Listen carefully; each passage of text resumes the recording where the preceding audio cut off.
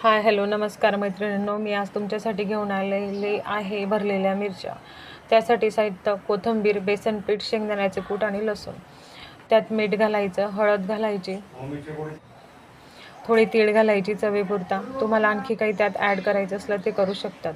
लसूण मी ठेचून घेतलेला आहे.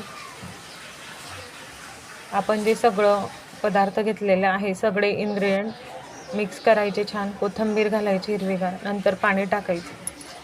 पाणी टाकून सगळं जे मिक्सचर आहे ते चांगलं मळून घ्यायचं. छान प्रकारे एक सारण तयार करायचं. नंतर ज्या मिरच्या घेतलेल्या आहेत त्याला मधल्या भागाला काप द्यायचा आणि आतून थोडं मीठ लावून घ्यायचं मिरच्यांना, म्हणजे जेणेकरून नंतर मिरच्या छान लागतात. आणि जे आपण सारण तयार केलेलं आहे ते छानपैकी मिरच्यांमध्ये भरून घ्यायचं. बघा, छानपैकी मी सगळ्या मिरच्या भरून घेतलेल्या आहेत.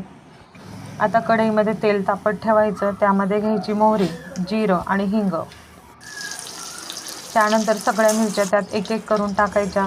जर काही सारण उरलं असेल तेही टाकायचं आणि लो फ्लेमवर शिजू द्यायचं आणि थोडंसं झाकण ठेवून त्यात वाफ द्यायची. मिरच्या आलटापलटा करायच्या आणि छानपैकी अशा भरलेल्या मिरच्या तयार होतात. तुम्हाला यात जर लिंबू पिळायचा असला तोही तुम्ही ॲड करू शकता. मिरच्या पूर्ण शिजल्या की त्यात कोथिंबीर टाकायची वरतून. छानपैकी गरम गरम वरण भात तयार झालेला आहे. त्यासोबत ह्या मिरच्या आणि घरी बनवलेलं तूप. अशा प्रकारे छानपैकी जेवण तयार होतं.